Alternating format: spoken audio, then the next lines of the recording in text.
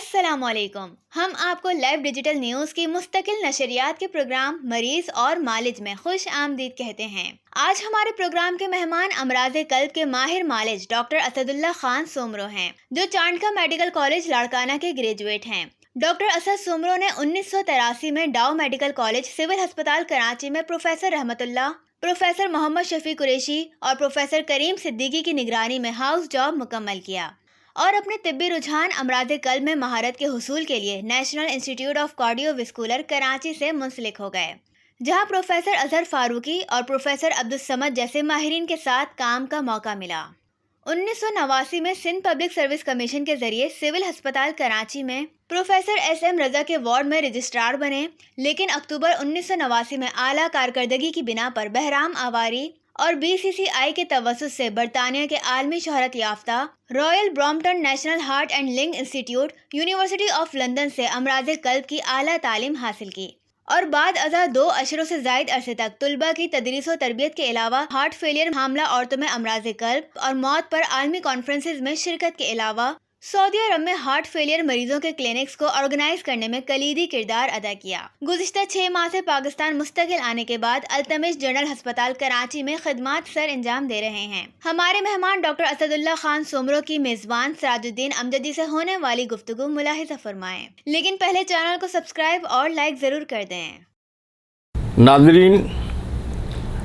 آپ دیکھ رہے ہیں لائیو ڈیجیٹل نیوز کا ہفتہ واری پروگرام مریض اور معالج، اور ہمارے مہمان ہیں ڈاکٹر اسد اللہ خان سومرو. امراض قلب کے حوالے سے آپ نے بہت تحقیق اور ریسرچ بھی کی ہے. آپ گزشتہ 21 برس تک سعودی عرب میں خدمات سر انجام دینے کے بعد گزشتہ 6 ماہ سے کراچی کے معروف اسپتال التمش جنرل اسپتال میں کارڈک ایمرجنسی اور ہارٹ فیلئر کے حوالے سے مریضوں کے علاج معالجے کے سلسلے کو شروع کیے ہوئے ہیں. لیکن اس وقت ہمارے ملک میں بریسٹ کینسر کے حوالے سے معاملہ طب و صحت کے میدان میں بڑا برننگ ایشو ہے، لیکن اس کا کچھ احوال امراض قلب سے بھی جڑا ہوا ہے. تو میں ڈاکٹر اسد اللہ خان صاحب سے یہ معلوم کرنا چاہوں گا کہ وہ ہمارے ناظرین کو بتائیں کہ بریسٹ کینسر کا معاملہ جو ہے وہ امراض قلب سے کس طرح سے جڑا ہوا ہے. سب سے پہلے تو میں سراج امجدی صاحب اور ان کی ٹیم کا شکر گزار ہوں، جنہوں نے اس اہم موضوع پر مجھے مدعو کیا، اس لیے کہ یہ سارا مہینہ بریسٹ کینسر کے حوالے سے اویئرنیس کریٹ کرنے کے لیے رکھا گیا ہے. اور یہ اکتوبر کا پورا مہینہ پوری دنیا میں بریسٹ کینسر جو سب سے زیادہ کامن ہے ہمارے ملک میں، اور ہماری خواتین یا یہ مردوں میں بھی دیکھا جاتا ہے، اور ان لوگوں میں اویئرنیس کریٹ کرنے کے لیے یہ پورا مہینہ جو ہے منایا جاتا ہے. امجدی صاحب کا سوال یہ ہے کہ کینسر اور دل کا جو رشتہ ہے، جو ان کی رفاقت ہے، یہ اس کا تعلق کیا ہے؟ کیوں آخر کینسر کے مریض جو ہیں وہ ان کو دل کا خوف، اور یا دل اور کینسر کا آپس میں کیا تعلق ہے؟ ان کا بہت گہرا تعلق ہے، اور لیکن ہمارے ہاں اس کی اتنی اویئرنیس نہیں ہے، کیونکہ کینسر، بریسٹ کینسر پر تو بے تحاشا اویئرنیس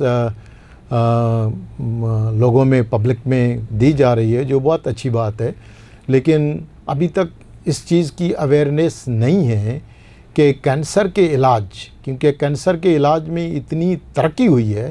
کہ بہت سارے کینسر کو، کینسر کی دواؤں کی وجہ سے مرض کو جڑ سے اکھاڑنے کی ترقی تک ہوئی ہے. لیکن اس کا ایک اور نقصان ہمیں اٹھانا پڑ رہا ہے کہ جتنے بھی کینسر کے علاج کے لیے دوائیں استعمال ہوتی ہیں، کیمیاوی علاج ہے یا شعاعی علاج ہے، خاص کر کے جو کیمیاوی علاج ہے، اس کیمیاوی علاج کی وجہ سے دل جو ہے وہ متاثر ہوتا ہے، اور دل مختلف طریقوں سے ان میں متاثر ہوتا ہے، لیکن سب سے اہم جو دل متاثر ہوتا ہے وہ یہ ہوتا ہے کہ کینسر کے دواؤں کے استعمال سے کینسر تو ختم ہو جاتا ہے، لیکن اس کے اثرات جو ہیں وہ قلب پر پڑتے ہیں، اور ان کے اثرات جو ہیں وہ شروعات میں بیماری کے جو کینسر کی علاج ہے اس کے دوران ہی ظاہر ہو سکتے ہیں، یا کئی سالوں کے بعد بھی اس کے اثرات جو ہیں وہ نمودار ہوتے ہیں، جس کی وجہ سے یہ ہوتا ہے کہ عضلات قلب جو ہیں وہ کمزور ہو جاتے ہیں، اور جس کی وجہ سے کن مریضوں کو عضلات قلب کمزور ہو جاتے ہیں، دل بڑھ جاتا ہے، لیکن مریضوں میں علامات نہیں ہوتے ہیں، لیکن کن مریضوں میں اس کیمیاوی علاج کی وجہ سے دل کے جو عضلات ہیں وہ کمزور ہو کے اور مریضوں کو سانس کی ہارٹ فیلئر کی علامات شروع ہو جاتی ہیں۔ تو یہ سب سے بڑا ایک اہم مسئلہ ہے جو کیمیاوی علاج کے ساتھ، جس کی عوام الناس میں شعور و آگاہی جو ہے وہ دینا ضروری تھی، تاکہ اس بریسٹ کینسر کے حوالے سے لوگوں میں، پبلک میں ایک اویئرنیس کریٹ کی جائے کہ کینسر تو جڑ سے ختم ہو جاتا ہے زیادہ تر اس میں، جس کی وجہ سے لوگوں میں سانس کی شکایت جو ہے وہ اس کیمیاوی علاج کے، اور جیسے میں نے کہا کہ کچھ لوگوں میں علاج کے دوران ہی سانس کی شکایت ہو جاتی ہے، اور کن لوگوں میں کئی سالوں کے بعد جو ہے وہ سانس کی شکایت ہو جاتی ہے۔ تو لہٰذا ضروری ہے کہ اس مرض کو، جس کو ہم کیموتھراپی انڈیوس کارڈیومایوپیتھی کہتے ہیں یا کارڈیو ٹاکسیسٹی کہتے ہیں، اور اس میں سب سے اہم بات یہ ہے کہ ویسے تو کارڈیومایوپیتھی دل کے سانس کی مختلف اسباب ہیں، لیکن اگر کیمیاوی علاج کی وجہ سے دل کا گوشت کمزور ہو کے اور سانس کی مریض کو شکایت ہونے لگے تو اس کے جو منفی اثرات دل پر ہیں وہ کافی زیادہ گہرے ہیں۔ یعنی ڈاکٹر صاحب، آپ ہمارے ناظرین کو یہ بتانا چاہ رہے ہیں کہ نیوکلیئر میڈیسن کے حوالے سے جو آنکولوجی کا علاج ہو رہا ہے اس کے منفی اثرات بھی جو ہے وہ مرتب ہو رہے ہیں، ان کے منفی اثرات کو کس طریقے سے روکا جائے، اس کے لیے آپ کیا کہیں گے؟ اور اس کے ساتھ ہی میں آپ سے ضمناً یہ معلوم کرنا چاہوں گا کہ ہارٹ کے حوالے سے جو ہارٹ فیلئر کا مسئلہ ہے، اس میں سگریٹ نوشی کا کتنا عمل دخل ہے، وہ بھی ذرا ہمارے ناظرین کو آپ بتائیے۔ میرے خیال میں کہ میں آپ کے آخری والا جو بات ہے اس سے ہی شروعات کر رہا ہوں، کیونکہ سگریٹ، تمباکو یہ ایک ایسی بیماری ہے جس کو میں کہوں گا کہ یہ ایک بیماری ہے جو دل اور کینسر دونوں سے جڑے ہوئے ہیں، یعنی یہ ایک دو دھاری تلوار ہے، اور ایک طرف سے دل قلب کے جتنے بھی امراض ہیں وہ زیادہ تر سگریٹ سے جڑے ہوئے ہیں، اور اسی طرح سے بہت سارے کینسر جو ہیں وہ سگریٹ کی وجہ سے ہیں۔ تو لہذا سگریٹ کا تعلق جو ہے یہ دونوں عالمی وبائیں ہیں، اور میں یہ نہیں کہہ سکتا کہ ہمارے ملک میں امراض قلب کی وجہ سے اموات زیادہ ہوتی ہیں یا کینسر کی وجہ سے اموات زیادہ ہوتی ہیں، لیکن باہر کی دنیا میں جتنا ریسرچ اور کام ہوا ہے اس سے ہمیں یہ پتہ چلا ہے کہ امراض قلب دنیا میں سب سے زیادہ موت کی وجہ ہے، اور دوسرے نمبر پر کینسر ہے، اور انفارچونیٹلی ان دونوں کی جڑ جو ہے وہ سگریٹ اور تمباکو نوشی ہے۔ لہٰذا چھوٹا سا میسیج عوام کے لیے یہ ہے کہ جو سگریٹ نہیں پی رہے ہیں وہ سگریٹ نہ پئیں، اگر ان کے گھر میں کوئی سگریٹ پی رہا ہے تو مہربانی کر کے ان کو منع کریں، یا اگر سگریٹ جو پی رہے ہیں تو دیر آئے درست آئے، مہربانی کر کے سگریٹ سے جان چھڑائیں، ورنہ یہ دونوں بیماریاں جو ہیں آپ کے اوپر کسی بھی وقت حملہ کر سکتی ہیں اور یہ جان لیوا ثابت ہو سکتی ہیں۔ دوسرا سوال ہے آپ کا کہ تھوڑا سا دہرائیں گے کہ جی، یعنی آپ نے اپنی گفتگو میں بتایا کہ نیوکلیئر میڈیسن کے جو اقدامات ہیں اس کے منفی اثرات بھی मरीज़ों के ऊपर मुरतब हो रहे हैं। जी जी, ये इस मामले में बहुत ज़्यादा हमारे यहाँ कम अवेयरनेस है। इसको कार्डियो ऑन्कोलॉजी एक नई स्पेशलिटी है। मैं चुनाचे अभी यहाँ काफ़ी सालों के बाद आया हूँ, तो इसलिए मुझे अभी मालूमात नहीं है कि हमारे पाकिस्तान में कार्डियो ऑन्कोलॉजी ने कितनी तरक्की की है। लेकिन सऊदी अरब में हार्ट फेलियर के प्रोग्राम पर काम करते हुए हम एक ऐसे मरीज़ों के लिए कार्डियो ऑन्कोलॉजी स्पेशलाइज क्लिनिक करते थे। उसमें ये होता था कि जो मरीज़ कैंसर का इलाज करवाते हैं वो दिल के उनके असरात होने से पहले ही हम उनको